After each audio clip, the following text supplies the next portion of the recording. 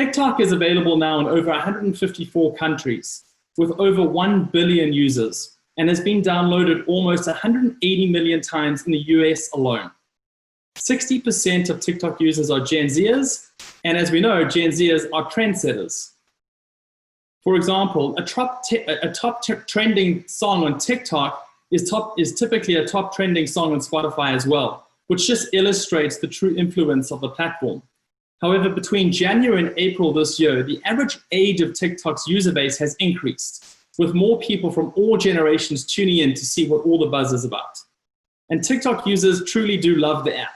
They spend an average of 52 minutes per day in the platform, and needless to say, TikTok usage has been skyrocketing since the pandemic began. The average engagement is interesting at 9%, with other social media platforms averaging between 0.5% and 1.5%, just illuminating how captivated this audience is.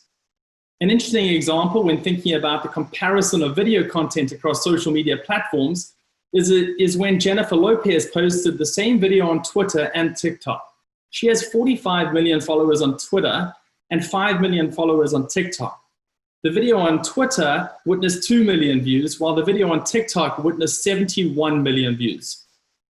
And if you're like me, who's fascinated by the growth of this platform but are unsure of how to tap into its marketing potential, you're in the right place. Today, we're going to be unpacking how brands have been successful in leveraging TikTok and how to create content that feels natural in the feed and engages users, and other tips from marketing leaders from Spotify, Chipotle, and Sid Lee. But finally, I also want to assure those of you that are out there that are here for the marketing aspect of this, we're actually not going to be tapping into what we've all been reading in the headlines recently. And I want to make sure that today's discussion is firmly focused on TikTok as a marketing platform, which is why we've welcomed social media and marketing leaders to share their experiences and insights, and who aren't in a position to comment on the operations of TikTok as an organization. So without further delay, we're really excited to explore this topic, and I welcome our panelists to introduce themselves, starting with Caleb. Hey, Caleb, are you there? Hey, how's it going? Can you hear me okay? Yeah, we got you. Thanks for joining us. Thanks. As Ian mentioned, I'm excited to be here. My name is Caleb. I head US consumer marketing at Spotify. I've been at Spotify for almost 5 years, and we've been in the US for about 9 years. So I'm a veteran as it relates to Spotify. In my current role, I focus on marketing strategy and execution for the US. Everything from brand marketing to product marketing campaigns, most notably our Wrapped campaign, which a lot of people are familiar with. It's the end of year campaign where we focus on data storytelling and give everyone a personalized playlist of their top songs. So that work comes from my team. I started my career at AKQA, which is a digital ad firm based out of San Francisco and focused on brand strategy at that time. One of my first big projects was actually leading the marketing efforts for Google+, which is very interesting to think about now, given what happened. I then, from AKQA, moved to New York and worked at Gap Inc., where I focused on digital and social media marketing before coming to Spotify with several of my colleagues at that time in 2015. And that's a bit about me. In my spare time, I enjoy gardening, being a dog dad, biking, traveling when it's relevant. So yeah, that's a bit about me. Wonderful. Thanks, Caleb. We're looking forward to the discussion. Next up is Candice Beck. Hi, Candice. Are you there? Hey, everyone. How's it going? Good. Thanks so much for joining us. Yeah, thanks for having me. I am Candice Beck. I am the Senior Manager of Social and Digital at Chipotle. We're based in Newport Beach, California. I'm originally from the Midwest, and I am taking this panel interview live from my parents' basement in Ohio. Very exciting. I think a lot of people are traveling home right now. I graduated from The Ohio State University in 2011, and I've spent the last 7 years of my career at Chipotle, 7 years tomorrow. My team is responsible for all of our owned social content that you see coming from the Chipotle social channels, our influencer campaigns, our unexpected disruptive digital campaigns, and our national promotions, things like Cinco de Mayo, National Burrito Day, National Avocado Day, and just really excited to be here today. I'm always excited to talk TikTok and Gen Z. And our team is really focused on moving quickly and leading culture. And TikTok has just been a huge part of that, especially recently. Thanks, Candice. Wonderful. And we're looking forward to hearing your thoughts on the topic. Thank you so much. And lastly, but certainly not least, is Jason Burke. Hi, Jason. Are you there? I'm here. Wonderful. Thanks, buddy. Thanks for joining us. Absolutely. So my name is Jason Burke. I'm the head of social and digital at Sid Lee. I've been at Sid Lee about going on 2 years, and I helped found the social, digital, and entertainment marketing department there. And we've actually been growing really kind of meteorically with the way we've been handling our clients and kind of our workflows and the way we leverage different social networks and platforms. I'm also from Ohio. I'm from Cleveland, but just met Candice. I started my career professionally in New York City. I was an entertainment attorney working primarily with record labels and television and movie talent. And then moving on from there, some friends of mine and some of my clients, we started a production company. It was originally some of the guys from the MTV show Jackass. And we created a production company selling, producing and selling DVDs on television. So that's really how I learned the beginnings of how to make television commercials and sell things on direct response in unexpected ways. Mm-hmm. So from there, we built that company up, producing television shows for MTV and Fuel, ITV in England. And then we began to pivot a little bit, moving away from long form content to more social first content of how we can leverage celebrity and talent to interface with brands on back then, which was more MySpace, and then going into Facebook. So we had some great clients there: Disney, MTV, Casio G-Shock, Monster Energy, pretty much anyone that wanted to enter endemic markets on a very authentic basis. Then when that company, we sold that company, and then I moved on and doing more marketing consulting, concentrating a lot on social first data, understanding audiences, how to reach audiences from a grassroots basis. And then from there, I recently joined Sid Lee. So we've expanded the groups quite a bit. Our clients now include the North Face, Dickies, Sony Music, Netflix, Amazon, and we're currently the global social AOR for TikTok. We've been with them for a little over 18 months now. So they're certainly one of our most exciting, noteworthy clients. And then we also are the international social AOR for Stars Play and helping to launch their service to a global community. We're going to start off by tackling a few questions that I have for you guys. Starting with Caleb. Caleb, for frequent users of Spotify and TikTok, there's no mistaking the correlation between the most popular sounds on TikTok and today's top hits. Can you shed a bit of light on how Spotify tracks these trends and or how they relate to popularity and usage on TikTok? Yeah, sure. And it's a very common question, and one that even internally we've thought a lot about. I'll actually back up though and talk more about how that's changed over time, especially in the music industry. So if you think back to the 90s, even early 2000s, and Jason can obviously speak to some of this, having spent time here, but it was very controlled by the music industry in terms of what was popular, what became a viral sensation, and how that was perceived outside of the industry. Social media obviously changed that quite a bit, especially with YouTube. But in today's world, that is a completely different model. And as everyone knows, TikTok often propels what goes viral in the charts, and that relationship has changed quite a bit.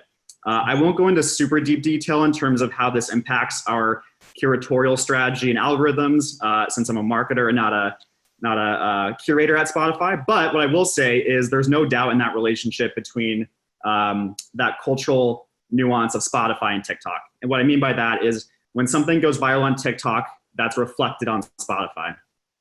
We're a big believer of Spotify being a place that reflects culture. And there's very few platforms that do that in the same way, if not in a more prolific way. And TikTok is definitely one of those places, in the sense that when there is a moment on TikTok and there's a swell that's cultural, it does make a huge impact on Spotify. And that relationship is inverse as well. When a song pops on Spotify, it often becomes a sensation on TikTok. So this is a very, I would say, mutual symbiotic relationship that we're very aware of. And to your point, when something is popular on today's top hits, oftentimes it became viral on TikTok. I think a very easy example of that is Roses, which by St. John came very viral at the end of last year, became an instant sensation on Spotify. And it's something that, again, we're expecting to continue to evolve over time. But to your point, the relationship is very, very clear. Amazing. Yeah, thanks for that insight, Caleb. Candice, I've got a question for you. Chipotle is applauded as a brand that has mastered TikTok with campaigns like the Guac Challenge and Chipotle Lid Flip. Can you share a bit of background on your experience and what your biggest lessons or takeaways have been thus far while executing on the platform? Yeah, mastered is a pretty big word. So thank you for that. Our team is always mining for the next big thing. They're just insanely curious and passionate, and we're just always looking to experiment. So we had our eye on TikTok for a while, and we knew we wanted to launch our account with the right content. We didn't want to just start putting content out there. We were really looking for a big brand moment too as part of our launch. Since we knew that there weren't a lot of brands on the platform like making a ton of content when we first launched last year. So we just had one of our best performing Instagram posts that featured one of our restaurant employees using a Chipotle burrito bowl to flip the bowl lid, and it spins up in the air and then lands perfectly back on the bowl. It's pretty impressive. And we were like, this is it. This is something people can recreate on their own account. This is what we're going to launch with. So we often find pretty big success when we can align a brand moment like that with a cultural moment. So we launched our TikTok account with a hashtag challenge for Cinco de Mayo, which Cinco de Mayo is a time where people are typically talking about Chipotle anyway. So the pairing, it was a natural alignment. So we were the first restaurant brand in the US to do a hashtag challenge, and it sort of blew up. At the time, it had 104 million views, and we had over 59,000 people doing the lid flip challenge. So we've kind of kept the momentum since then. We've had about 5 pretty big campaigns on TikTok, all aligned with those brand moments that I was talking about. So we did the lid flip for Cinco de Mayo. We had the guac dance challenge for National Avocado Day. We did a burrito challenge for our annual Halloween promotion. We just recently, in the winter, partnered with some pretty big TikTok influencers to create their own commercial for every timeout during the Super Bowl to drive digital awareness and pair that with free delivery, which was really cool. And then most recently, we partnered with David Dobrik, who's a huge Chipotle fan and somebody that we work with quite a bit for the Chipotle Sponsor Me challenge, where we asked Chipotle fans to make their own creative video about why they should receive an exclusive Chipotle celebrity card, which is free food for a year. And David has one of those cards. So it was a big deal. His fans got really excited about it. And the challenge has over 2.2 billion views. We had over 340,000 people submit. And there were only 5 cards too. So people really got pumped about it. And we gained almost 80,000 followers in just a few days. So, those are a few campaigns that we've done. And when we're not working on those big campaigns, the team is just constantly mining for UGC about Chipotle, new trends, new insights specifically on TikTok. We have a 15-minute meeting every day just for TikTok content. Any new posts, we're looking for any new posts from other users that we can comment on, or anything that we can potentially repost, or a trend that we should consider. So we're in deep at this point. We've grown our account to just over 800,000 followers in about a year. Wow. And if you had any lesson or takeaway thus far while using the platform?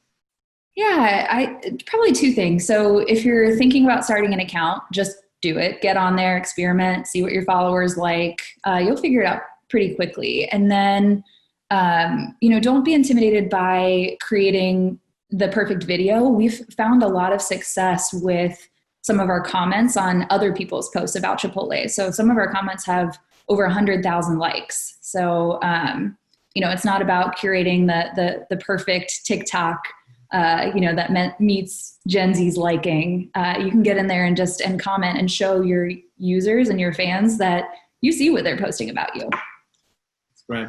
Thanks, Candice. Really appreciate that. Jason, question for you. At Sidley, you work directly with TikTok, as you mentioned, in defining the platform's value proposition and bringing users and brands on board.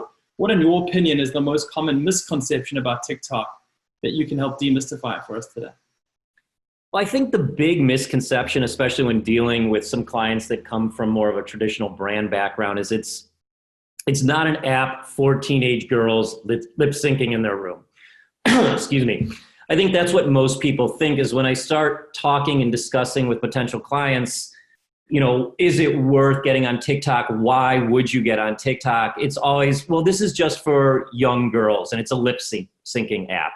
And I think little by little, as it's getting more mainstream attention, people are starting to realize it's not that. And I think one of the most kind of fascinating things of being able to look under the hood of TikTok and analyzing analytics and things of that nature is really understanding that it's really an incredibly diverse community of people. And there's a tremendous amount of sub-communities, and the communities are incredibly tightly knit. They all kind of get each other, they support each other, there's a language, there's a visual language.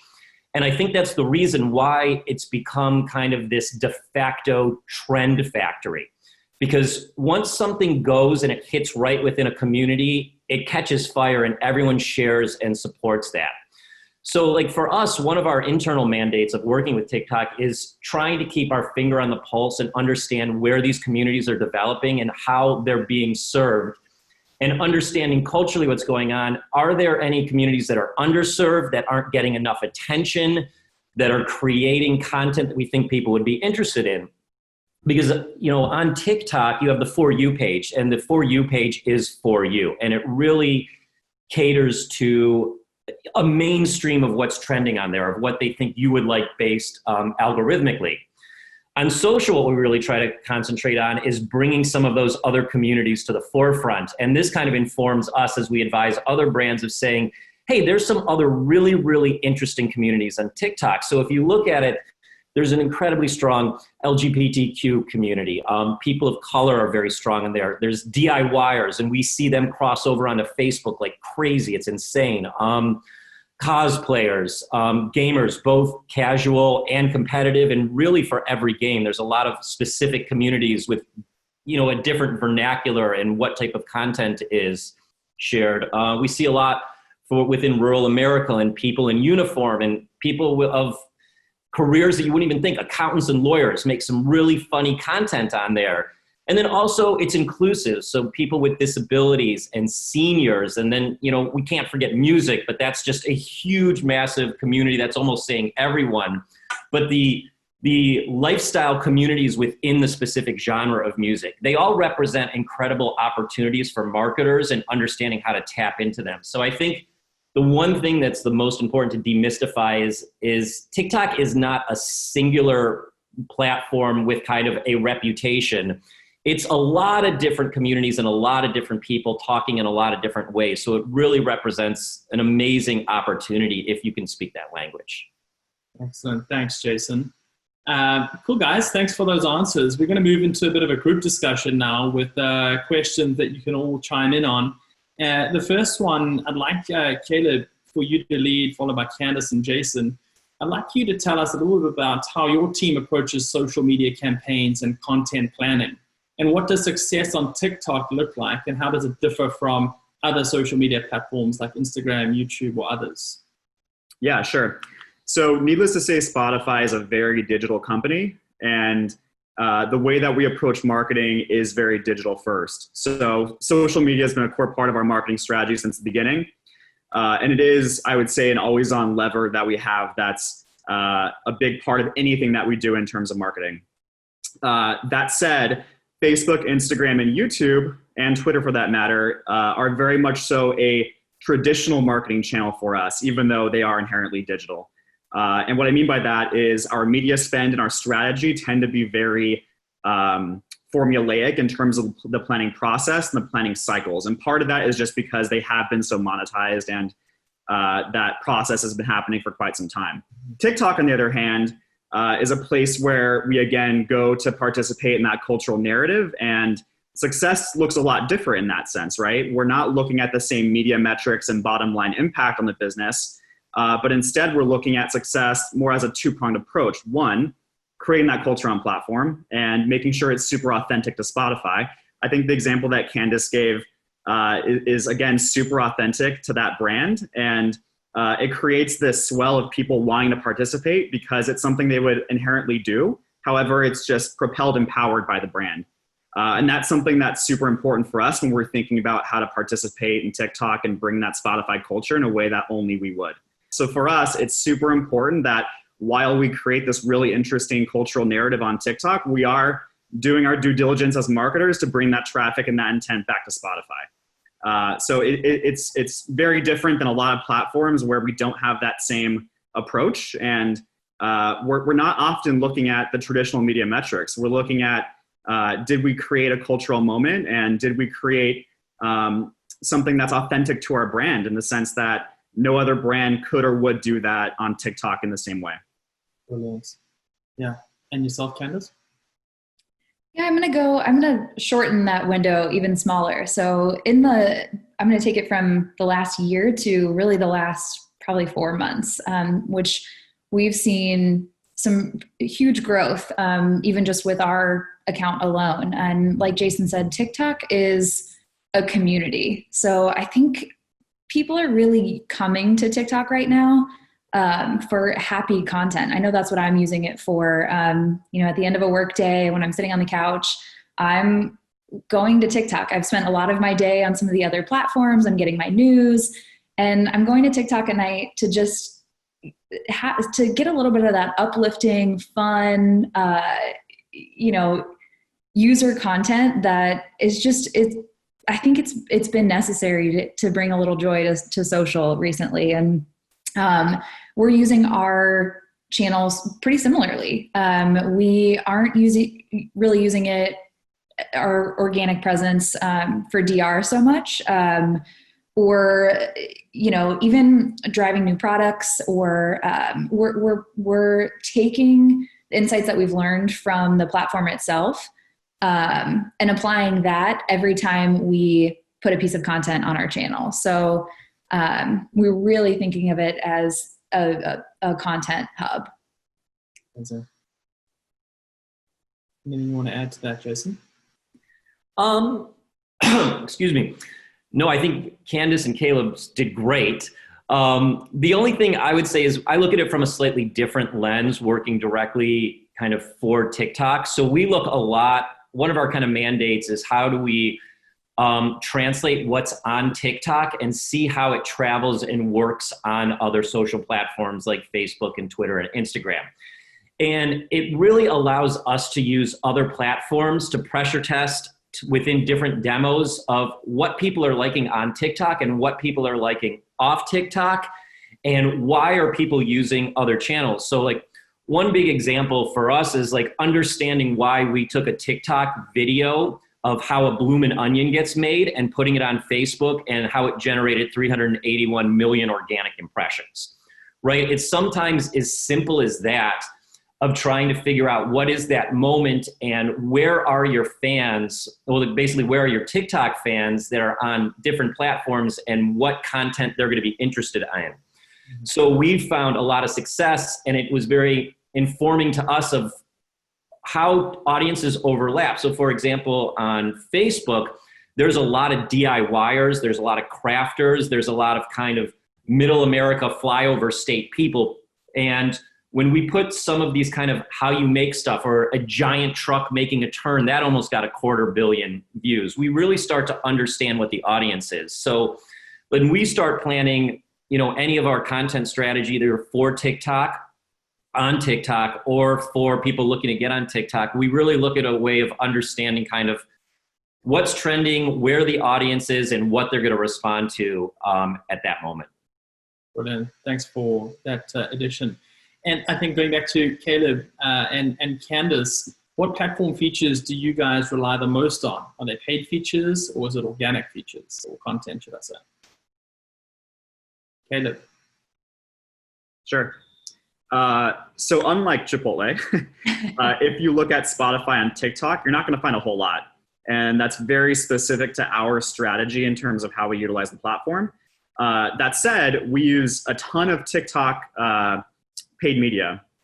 And I would say the biggest approach or lesson for us is when you have a TikTok challenge alone, it's fantastic.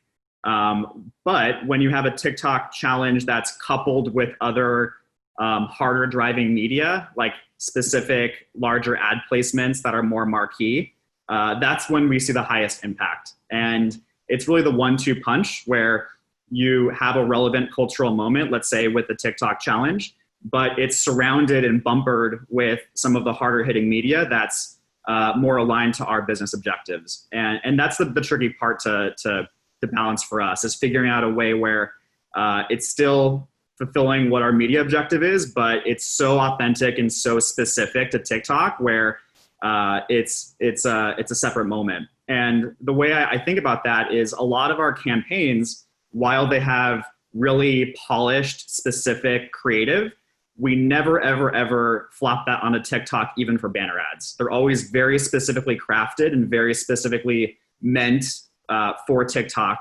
based on what we know, based on what the campaign is. And, it's been an evolving process. I think that's been new as of the past 6 months or so, where we've really put so much thought into how we approach the platform. But that's typically how we look at it, is paid media and very specific to complementing different ad units that drive a broader objective for us. Awesome. Great insight. Thanks. Yeah, so for us, our organic content planning looks completely different from our media campaigns. So organically, I've mentioned it before, but we're meeting every single day to talk about TikTok. And the team is bringing to the table anything new they've seen in the last 24 hours, anything they've seen sort of pop off. And we're determining if we want to get in on a trend. For us, part of what goes into that decision is, how authentic is it to Chipotle? Does Chipotle need to be in this conversation?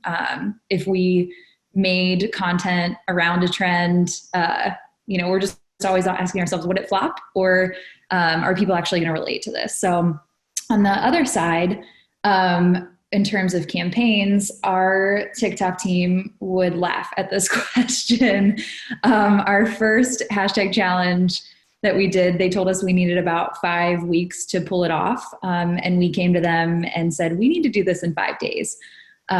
So when we see an opportunity, our team moves really fast to bring it to life. And that's across all social and really all of our marketing in general. So we have really small teams at Chipotle, and for all of our campaigns, it's really about this cross-functional collaboration and having a team that's always ready to activate. When we have an idea, it's not just our internal social team coming together to bring it to life. It's our agencies, our platform partners, media team, influencer, and events teams. We know that we need everybody to get it done, and they're always more successful when we're sort of bringing in the full group. And in terms of success, our organic content is putting up huge numbers. We get so much more engagement on our content on TikTok than we do any of our other social channels. So it's by far a priority channel for us. And I just want to build on that a little bit. And Jason, you can start here, which is around the core of winning on TikTok is about making the most of user-generated content, like you just pointed out there, Candice. Can you share a little bit about how you work with TikTok creators, influencers, and other users that engage with your client's brand or your own brand from that point of view? Yeah, so it's changed a lot over the past 18 months. The idea of a TikTok influencer, when we first started working with them, it didn't even exist. They're not called influencers, they're called creators. And the creator team within TikTok is really there to support that creative team creatively, right? So a lot of times opportunities are given to creators of things that they might be interested in and if they want to do it, right? It's not any type of forced at that moment. Things have changed a lot where a lot of these creators are now represented by major talent agencies, and it's for better or for worse, like working with a regular influencer, right? Sometimes it's great, sometimes it's not. And I think the lessons for working with the creator teams, creators, it's the same as anything else on any other influencer or platform. But the key is for TikTok, it makes such a huge difference that it feels authentic and natural. So with like an Instagram influencer, you could probably shoehorn in a product and it would do okay. TikTok, it just doesn't work. Like if there's going to be an organic or an influencer strategy, it really needs to feel real.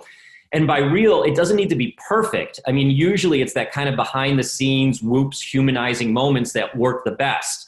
So I think, as we look at working with creators or any brands looking, it's got to be the same strategy, but it has to be much more thought out and making sure you don't get this kind of big agency overproduction. And it really starts with a creative, fun, human idea that would resonate naturally and within that creator and within the TikTok community. Awesome. Awesome. Thanks, Jason. Candice, I'd love you to start this next question, and others build, of course. Sometimes it's just about being in the right place at the right time. And it's interesting when you think about the power of social listening and the work that can come out of social listening, although you need to be very reactive, as you've just alluded to in terms of your daily connects. And could you give a few more examples of how your team capitalized on an opportunity to create a branded moment and what the impact was? Yeah, we're doing that right now. Just last week, the team found a trend where Chipotle fans are filming their boomer relatives mispronouncing Chipotle, and it's super funny. Our best performing content is always built on a social insight, and this one of your parents mispronouncing Chipotle has been an insight for us for years, and it's funny to now see it translated on TikTok. So last week, the team made a compilation video of the UGC posts, and it's our highest viewed video on our channel to date. That's incredible. Yeah. And Caleb, in terms of your campaign success on TikTok, what campaign comes to mind and what's your biggest lesson from it? Yeah, so I would say ours is probably, again, involving our Wrapped campaign. And this is one of those like gold nuggets that Spotify has where people anticipate getting their end of year results and listening data for months. And it comes to life in different ways, right? There's Reddit threads where people are just losing their minds trying to figure out what the date is. And this past year, TikTok obviously being a place where culture is created was one of those places. And what we found was people were creating different, I would say, videos that are so specific to the countdown where they were almost guessing they're Wrapped, or in some cases trying to guess who the top artists and top creators were on Spotify. So we knew that we had this huge demand that we just weren't quite tapping into yet. So we had a specific TikTok part of our plan, but knowing this, we drastically increased how much emphasis we had on TikTok and specifically created a challenge that was all about sharing your Wrapped card and sharing your Wrapped results, which was a complete pivot in our strategy, but we knew it was just such a big moment that we had to capitalize on it. So I would say that's probably the biggest one where we pumped the brakes and turned right just to make sure that we capitalized. What I would say the biggest learning from it was we found it by happenstance, right? We just were looking at the platform and happened to see that it was already a thing. But it wasn't very thought out in terms of monitoring the platform and making sure that we were constantly mining for that type of data and that type of insight. So moving forward, we spent a lot of time ongoing just looking for those trends, to Candice's point, that we either participate in or in some cases don't. But that's much more, I would say, purposeful now versus reactive in the past. Awesome. I want to go to a question for Jason here. You touched on it earlier in terms of the different communities that are evolving on TikTok. And many people tuning in today might think TikTok or just think about it as the Gen Z is using it to share videos of themselves dancing. But the user demographics, as you've touched on, are changing. What have you seen as the biggest shifts in the past year as it's kind of exploded in terms of content? Well, I would say I don't think the content has really changed that much. There always was, well, lip syncing, was kind of held over from the Musical.ly days. And that has been deprioritized a lot, and letting people know that it really isn't a lip syncing app. It's really a creative platform for making fun, real videos. I think from a content standpoint, number one, we've seen things age up quite a bit. You can really reach not only Gen Z, but there's a lot of millennials, there's a lot of Gen X, and you're even starting to see a lot of like boomers on there. And it's nice because it's almost like a fountain of youth for some of these older people, because it's a platform to reconnect with their children and their grandchildren, right? So it's a big opportunity to speak to an older demographic through a younger person's eyes and voice. Mm-hmm. So we've been seeing a lot more of that content happening a lot lately. And then I'm trying to think, we also see a lot of kind of from like community management standpoints of different people of different age groups and different demographics interacting with the content. So where you wouldn't necessarily think someone of one demographic would like the content, as we analyze it, it's like, wow, this really resonates. There's a universal human truth to this. And we see that a lot. The other thing that's really interesting about TikTok, and a lot of their brand pillars have been around fun and joy, but there's also, and I say this sincerely, there's a lot of realness on TikTok. There's a lot of like within the LGBTQ community coming out and talking about that story, and that creates solidarity that's a little more serious, right? It unites a community, but it's not necessarily about joy or about fun. It's about some other universal emotions. And I think on TikTok, it's a safer place because it's more unvarnished. On Instagram, you have to look your best. You have to be the prettiest. You have to be the envy of your circle of friends. On TikTok, it's a little safer to kind of show some of your fears and your concerns and your losses and some of these universal emotions. So I think as brands are looking to connect on a little bit more of a real way, I know it seems surprising, TikTok really offers that opportunity to connect on a more of a human level than just this varnished, happy, haha, everything's perfect level. And I think that's why you've seen the growth during this pandemic, is it's a place to talk about some real stuff. And sometimes it's lighthearted and sometimes it's meant to be entertaining, but it is real. And I think that's where we've seen a lot of the trend shift and be much more inclusive and holistic in what it's offering across a human range of emotion. That's awesome. Anyone else want to build upon that from what you've witnessed and seen, or how you find the balance between joy and bigger moments? Yeah, I mean, I think one thing that has been mentioned a few times that really resonates with me is in a lot of ways, Instagram is hyper filtered, and the content that brands partner with there tend to be as well. TikTok tends to be the complete opposite, and I would say authentic and raw are common terms that I hear. So in times that are complicated and where people want levity, obviously TikTok is a very strong home for that content. So it's something that I think we're hyper aware of as people in marketing. Brilliant. Thanks, guys. I want to move to a quick fire round where each of you will get the chance to give your take before we get into a broader Q&A with our audience. Let's start in terms of the order. Let's go Jason, Caleb, and Candice in terms of the question, and we'll keep that order for all the quick fire questions. Starting with this first one, which is there a brand other than your own that you think has really mastered TikTok? So I guess Jason, in your scope of clients and whatnot, who do you think has done very well? Other than obviously Spotify and Chipotle in this panel, who have done well.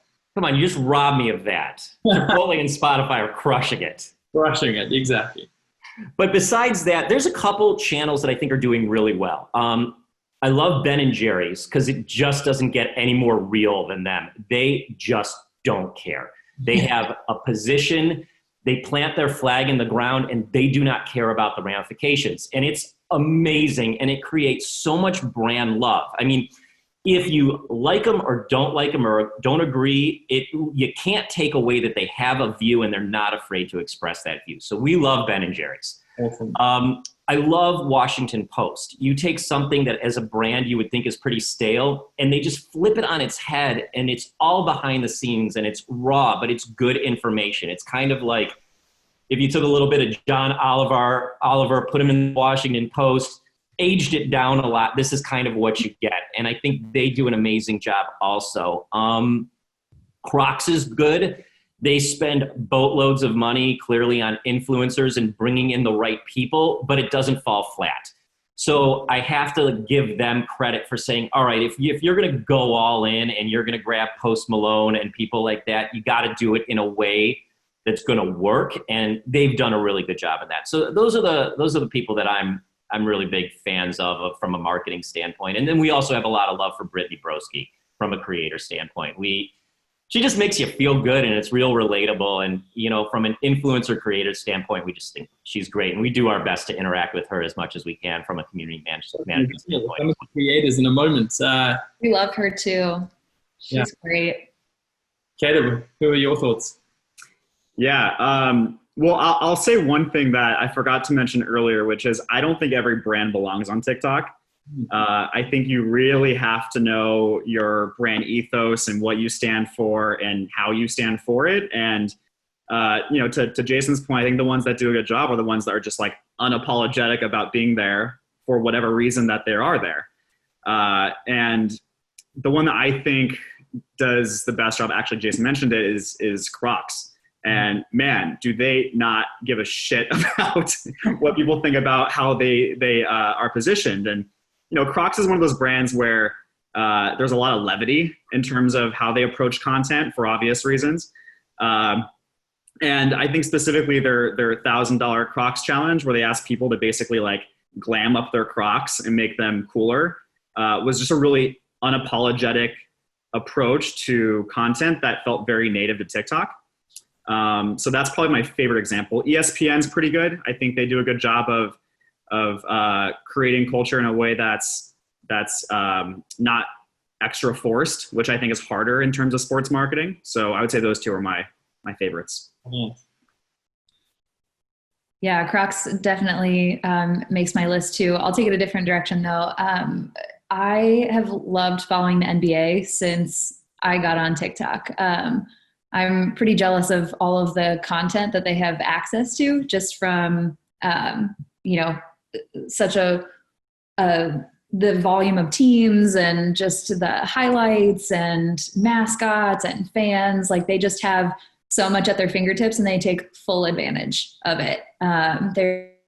They know what their fans like. They know that, you know, seeing a trick shot is going to get tons of views. They're pretty funny too. So that I've definitely kept my eye on that, and they just in terms of like a level of hype, they kind of step up the game. Use the assets well. No, those are great examples, guys. Thank you so much. Next one is creators. Name one account or creator on TikTok that you can't get enough of. Jason. Well, I did that on my last question. So that was Brittany Broski. You know, again, we really love interacting with her. And I think when it comes to creators, there's two ways to look at it. One is you hire them as influencers. The other way is to connect with them on a community management standpoint. And that's what we've done our best to do with Brittany. Like we knew she was a huge fan of Post Malone. So when he joined TikTok, you know, she's like, what should we do? And we responded to her and said, well, let's do a wedding invitation. So we had our designers make up a wedding invitation and give it to her, and she posted that. So I think that's a good opportunity. If you can do it the way, you know, Candice and Caleb are doing it, of having a bit of a newsroom in the morning and see what's trending and how you can intersect, not just with like TikTok culture, but TikTok creators, you can get a lot of bang for your buck by communicating in a way that will resonate and potentially getting that kind of that shout out or that tag or that retweet. Any thoughts from you, Kelly? Yeah, I think for us, Dixie D'Amelio is pretty high on the list. We worked with her super recently, if you check out her page. And we've worked with her in the past a few times, I believe, but she tends to just have a very authentic approach. She's super easy to work with. She tends to take a brief or take an approach that you're asking for and really spin it in her own way. And her content, I think, is just very on point for what we try to accomplish. Awesome. I have a list of creators personally, and then for Chipotle. For Chipotle, you know, we consider anyone a potential influencer. You know, these folks don't have to have 1 million followers for us to repost them or want to work with them. We just recently did some brand work with Label 428. They do some incredible behind the scenes work and some just really great camera work. We thought, hey, they reached out to us. Let's work with them. Let's give them a shot. We've partnered with Zach King, who does kind of fall to the higher scale of influencers. He's awesome. And has definitely like a magician's angle, which is really fun for TikTok. I mean, you can sort of work your own magic with the features on TikTok, but he's doing, actual magic too. So he's combining the features of the platform plus like his, talents, and he just really does a nice job. And then personally, I love seeing all the DIY folks. There's this woman, Emily Shaw. I don't know if any of you guys are familiar with her, but for the last few weeks, she completely transformed her parents' house on a really small budget while they were out of town. And she's using her channel to like slowly reveal all the work that she did. And I mean, I am just following along like nobody's business. I can't wait for the big reveal. So thanks for those guys. Appreciate that. Now with 9 minutes to go, I know people are busy, so I'm going to get through as many questions as possible. And if you don't mind, get to the point as quickly as possible so we can get through as many as we can. We'll start here which is a question for Jason. As an agency, how do you get your clients on board with TikTok, especially with explaining the platform and how you approach the creative aspect? I think for us, part of it's education, right? Most of our clients come to us and say, should we be on TikTok and why should we be on TikTok? So to get them on board, usually it comes with a lot of education of where there are communities and where there are demographics that's going to meet their goals. And then also aligning that there needs to be a buy-in on the creative process. Because what I constantly tell them is you cannot repurpose your content for other platforms on TikTok. It not only will not work, but it will backfire. And it needs to be quick, relevant content as well. So there needs to be a willingness to move fast. So I think clients that have more empowered, smaller, nimble creative teams are much better set up to work on TikTok. People that are like, spend 3 months making a gorgeous, perfect Instagram video and say, hey, how do we get this on TikTok? It's like, you need to realign your thinking completely. Yeah. So I think from there just needs to be that creative buy-in and an understanding that it's a little riskier, right? Like the platform is no doubt a little riskier. There's been headlines that affect mainstream perception of it. There's some stigma to it. And it's also, you have to kind of peel back the veil a little and show your realness. Otherwise it's not going to work. So for us, it comes through like education, buy-in. And then once that's there, then we sit down and we really do a lot of brainstorming. Like who could we work with? How can you do it? What assets as far as like people or I'd say brand pillars do we have that we can leverage to make TikTok work for them? Awesome. Thanks, Jason. I think I'll go to Candice here. What 3 social media channels are your teams focused on and in what order? The 3 channels that we are the most focused on. So I would put, from a content play, I would put TikTok at number 1, Instagram at number 2, and Twitter at number 3. Yeah, that's really insightful. Thank you. Okay, let's go to Caleb here. Is TikTok effective for bottom funnel objectives and KPIs? This one's going in the angle of online D2C brands, but I think just in general, the question around its impact on the bottom of the funnel. Yeah, this is a common debate that we actually have even on my team.